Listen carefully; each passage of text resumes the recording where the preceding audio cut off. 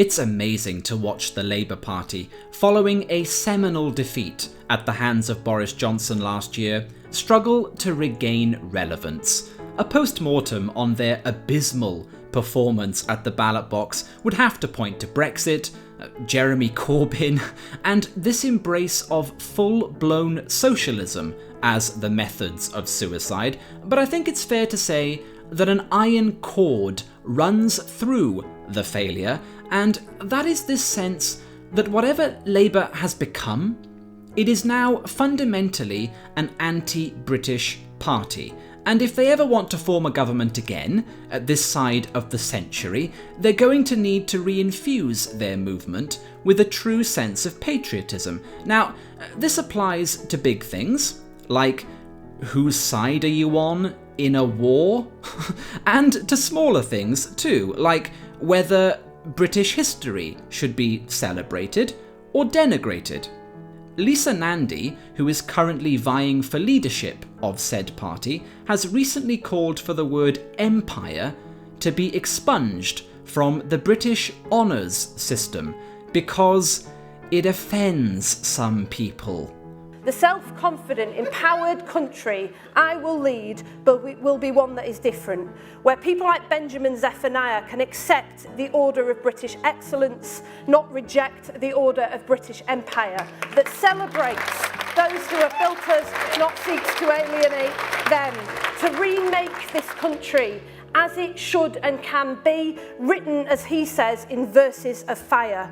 Now, notice what this isn't, right? This is not an argument that says, well, you know, gang, the empire, that's kind of over, okay? We haven't really had one since 1997, and perhaps it's time to move on and reflect that change in our language. That would be one thing, and that's not her point.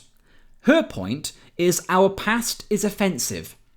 So offensive, in fact, that if you even mention it, you know, if you say the word empire, it's like Candyman for these fucking people, and the evil will rise again and build some more railroads. Now, we're going to listen to a discussion about this. Why? Because I sat through it, so let's spread the blame around. Start with you, Johnsy. You turned down an MBE because of this issue. Explain why.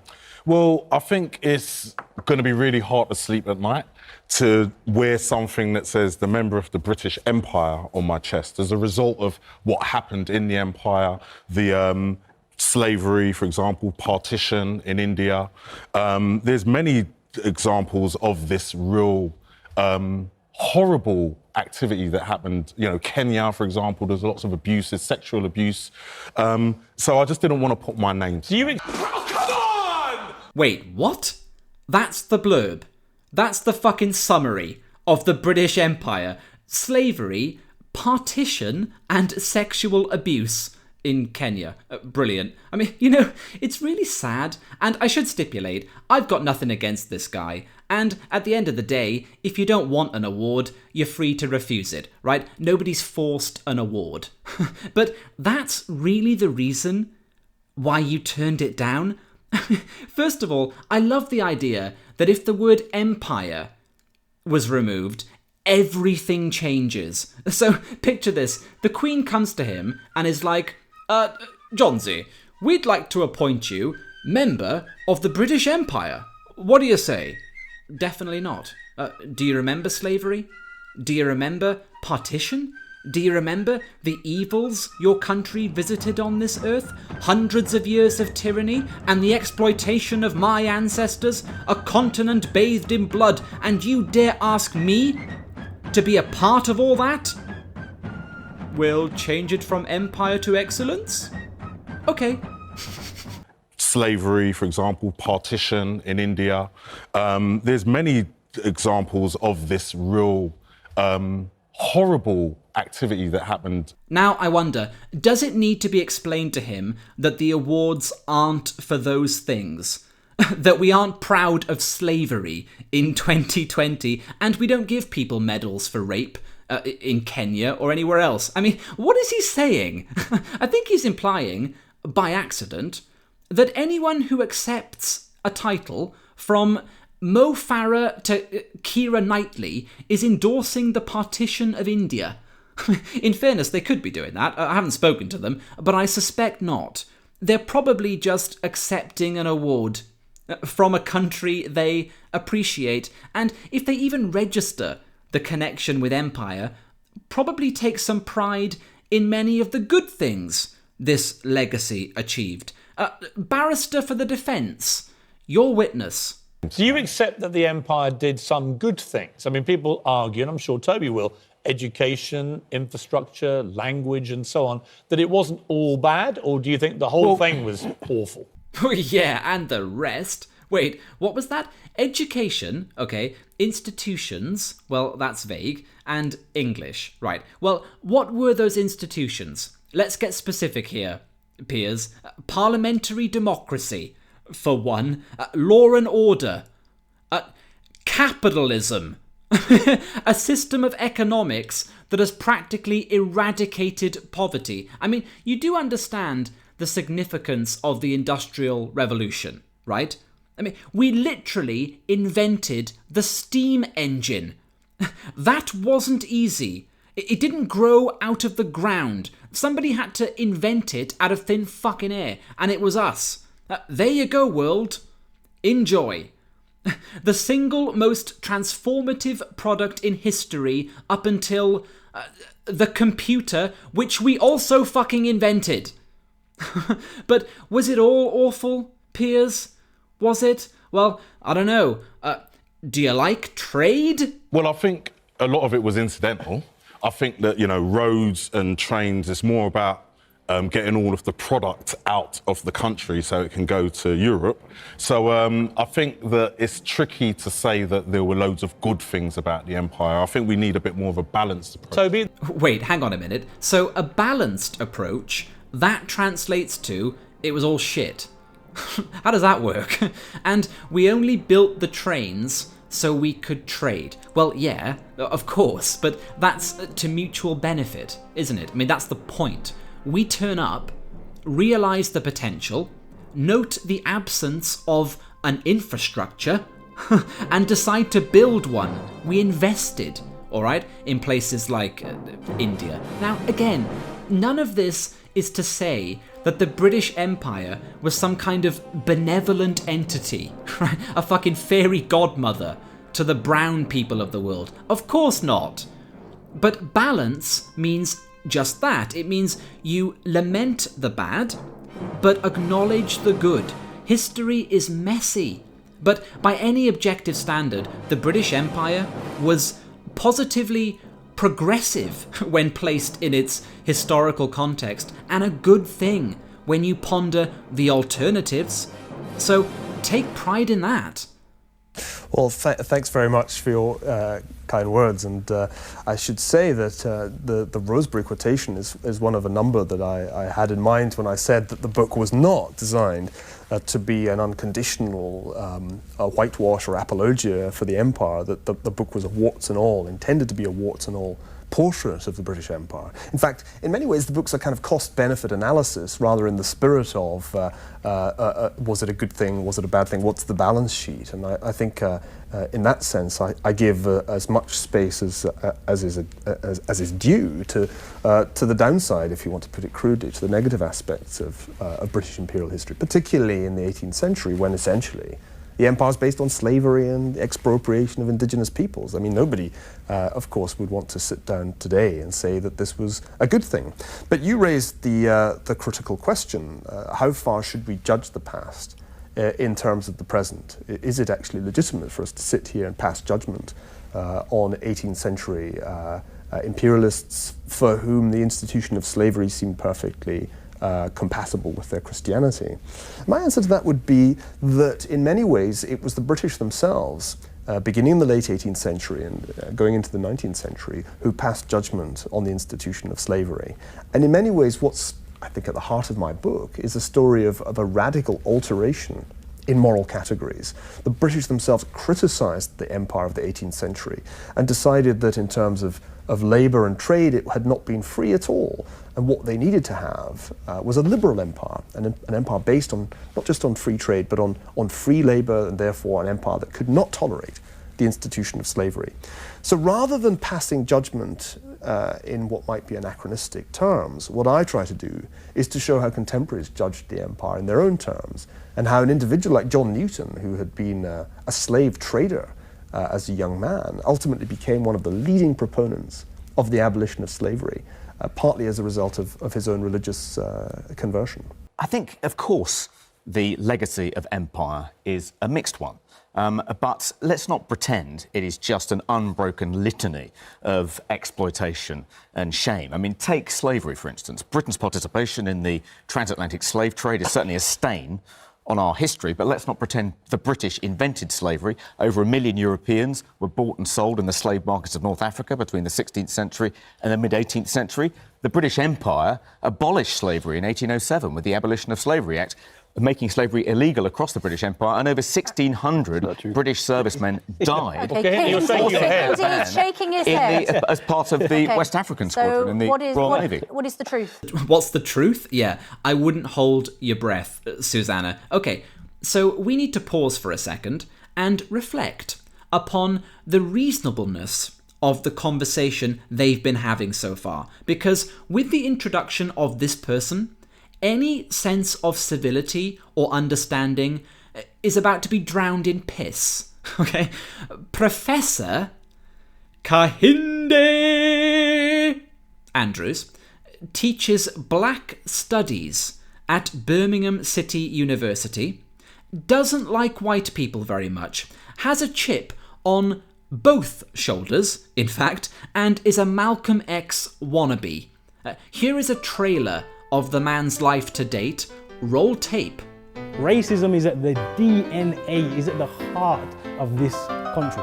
The uncomfortable truth is that the world has been created in the founding fathers' image of white supremacy. If I see that flag on a pub and I'm going and it's not the football time, that means no go. That means no go today is the same way it did 10 years ago. All right, in many ways, it's like the Confederate flag. The three pillars of this country are genocide, slavery, and colonialism. Malcolm said, why would you want to integrate into this wicked race of devils? This is the question we need to ask ourselves. We say Britain is, of course Britain is racist. That's the most obvious thing you could ever say. Britain is not only racist, it is built on racism and perpetuates racism on a daily basis. Say one good thing about this country. The weather. As much as I will say, and I have said and got in trouble for saying, that universities are like slave plantations. In many ways, this is true. Well, name one famous person you like. One famous person I like. In Britain. Who's in Britain today? A politician. Yeah. A politician from Britain. Come on, one, just one. Claudia Jones was great. Huh? Claudia Jones. Who's Claudia Jones? She was a Trinidadian Marxist. Why are we so quick to want to be part of a system that kills a child every 10 seconds? So firstly, Malcolm X actually stopped calling white people devils, but I keep getting reasons why we should just go back to it, right? And I think that question may be one of them. And I am joking with it. So this man is a fucking menace, right? He is bitter, he is resentful, he is uncomfortable with who he is, where he is, and what he's surrounded by, namely white people. So knowing all that, which side of this debate do you think he's coming down on? At a mock trial of the British Empire, what's his verdict gonna be, I wonder? Your Majesty, the verdict of the jury. So, what does it say? Guilty or not guilty? I'll give you two guesses. Not guilty. One more guess. I mean, no, the British Empire abolished the slave trade in 1807, did not abolish slavery in its own until 1838, carried on buying slave-produced cotton until 1888. So this is the whole problem here. The way we remember this history is so bad. Wow, I mean, way to miss the guy's point entirely. So if you argue that Britain abolished the slave trade and get the date wrong, it doesn't count anymore. You got the dates wrong, Professor. You said, what was it, 1838? It was 1833, actually, the Slavery Abolition Act, so you're both wrong, but it doesn't matter. Okay, we're not marking essays here. We're having an actual discussion, and you have no point. The bottom line is, Britain ended slavery at a time when everybody else, including the blacks in Africa who were doing the selling, wanted to carry on the practice. And that moral insight, it counts for something. Kehinde, it counts for something. And it's not like we just abolished it and, it was a token gesture just to make ourselves feel good. No. We then sailed around the world and enforced that law. We seized something like over 1,500 slave ships, freed tens of thousands of slaves, and imprisoned the so-called owners. Right? Oh, but it was 1833 instead of 1807, so checkmate, I guess. You lose, right? I mean, ridiculous. Fucking absurd. When people speak of great men, they think of men like Napoleon, men of violence. Rarely do they think of peaceful men. But contrast the reception they'll receive when they return home from their battles. Napoleon will arrive in pomp and in power, a man who's achieved the very summit of earthly ambition. And yet his dreams will be haunted by the oppressions of war. William Wilberforce, however, will return to his family, lay his head on his pillow, and remember, the slave trade is no more.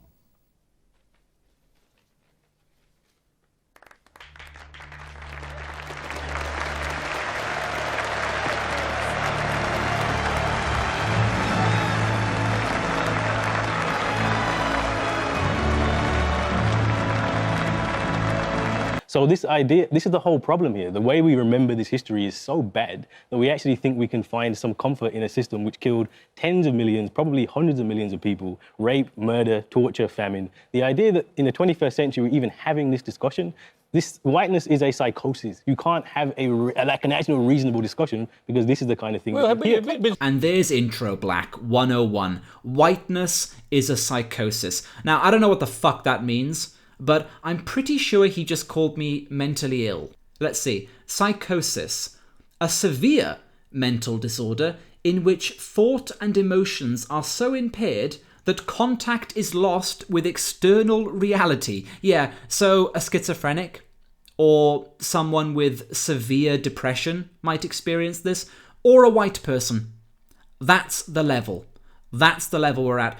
Quite offensive to white people. I mean, we don't care. We're thick-skinned. We're broad-backed. You throw racism our way and we're like Neo from the fucking Matrix deflecting that shit. But I think we could probably get him deplatformed for making light of people with serious psychological conditions. That might be punching down. I don't know. The Twitterati should probably look into that.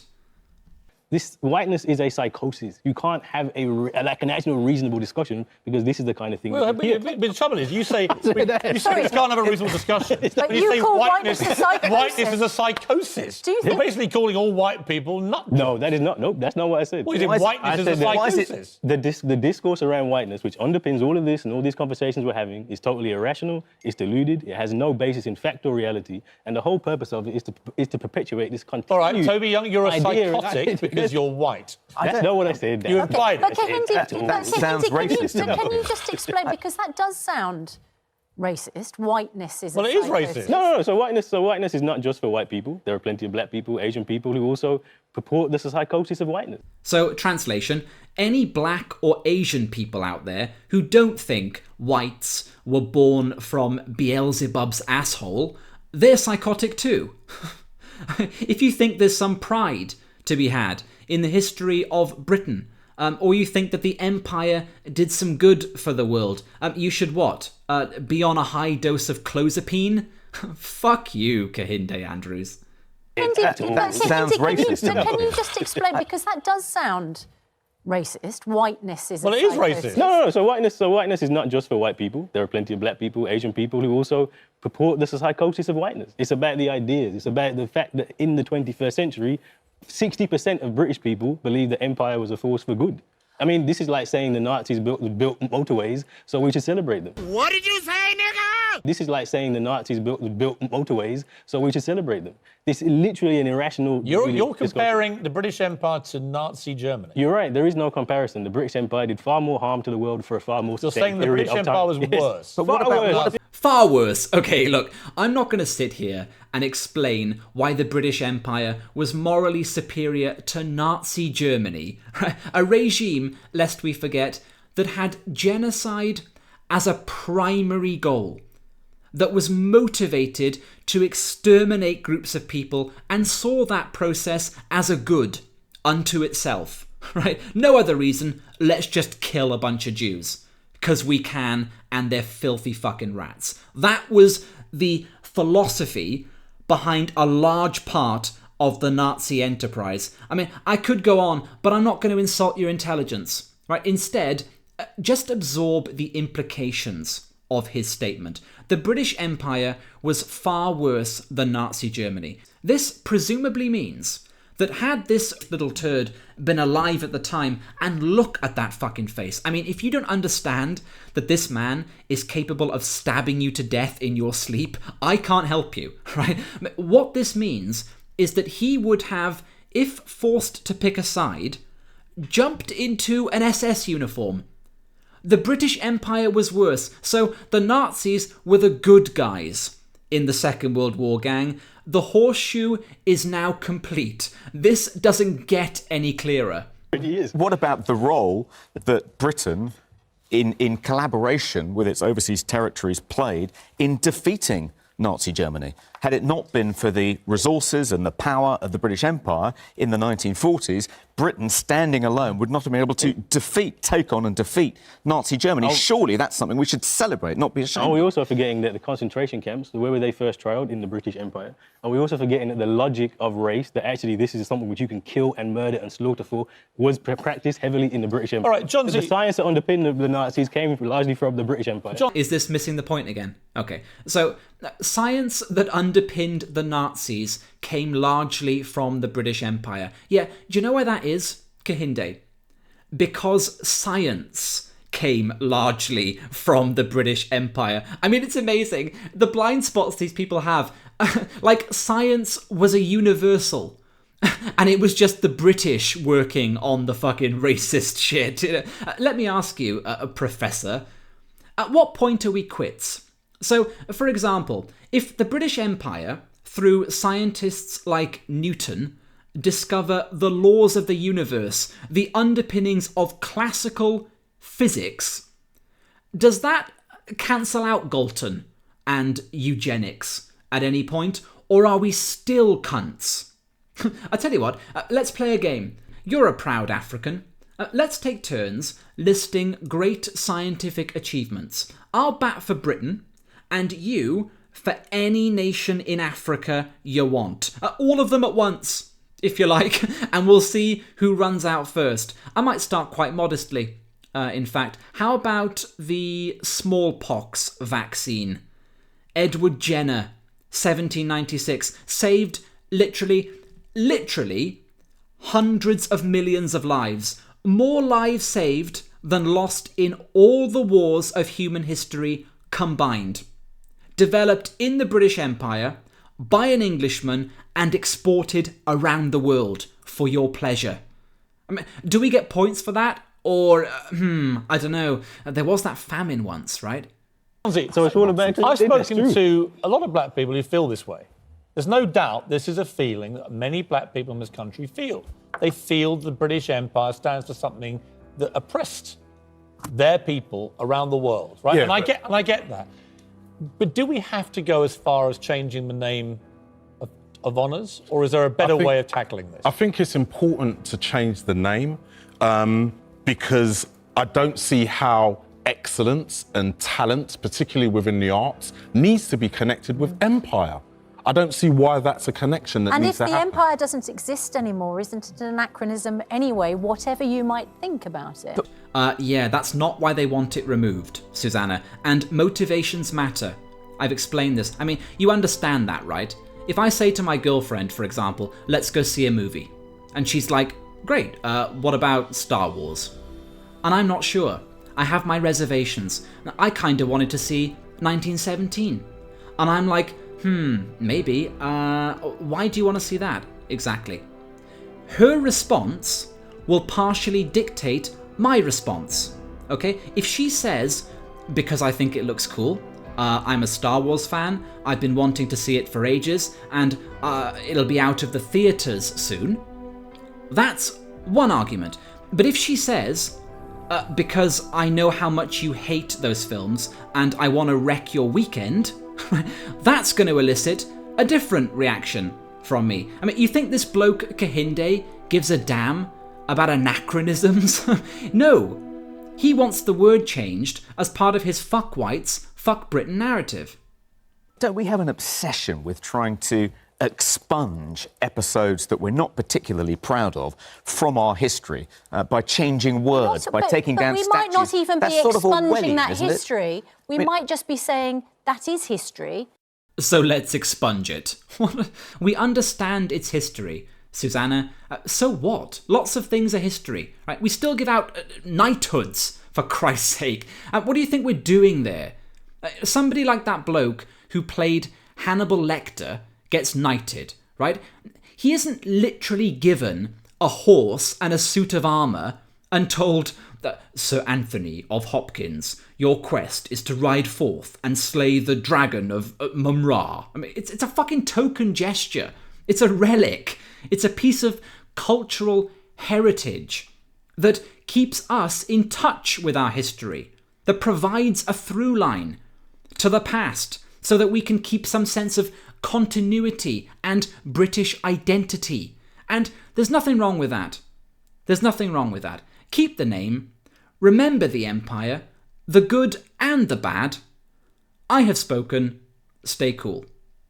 As a way of dealing with some of the world and the conflict, at its highest point, or I'm not sure that's the phrase you use, but when the British had their empire worldwide, name several places where they controlled. Well, first and foremost, India, of course, Kenya. The British Empire was based on, so you had the Industrial Revolution come first, and they had to have markets. So the British Empire was really based on trade and keeping trade routes open. So they had to send soldiers out to keep all their ports going. And then finally this led to annexation.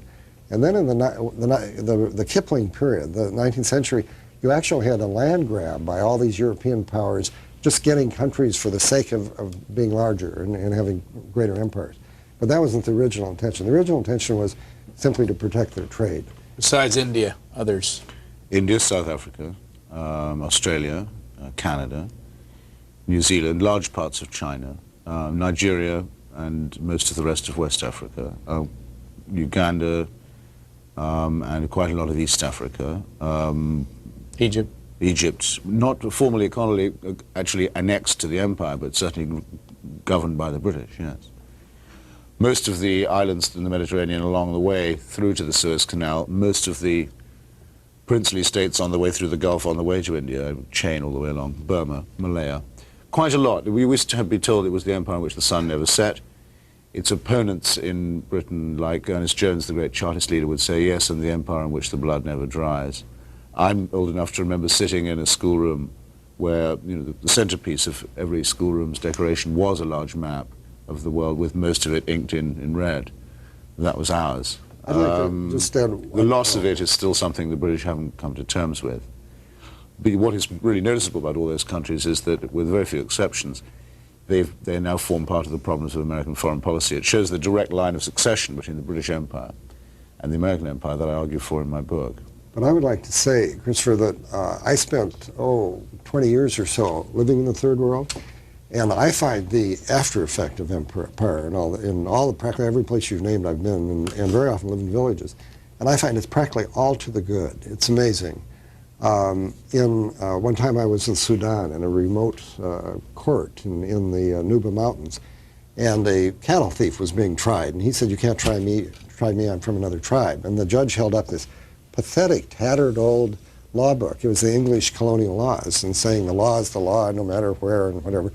And then once in Dhaka, I was in a riot, and my Bengali interpreter, who was kind of aghast at what was happening, turned to me and he said, "My father read Macaulay and wore a suit and tie every day of his life." In other words, the sun really hasn't set. I mean, all over the world today, there are repercussions and echoes of the British Empire. I must say both of your stories make one proud to be British, and I think there are some good legacies to it.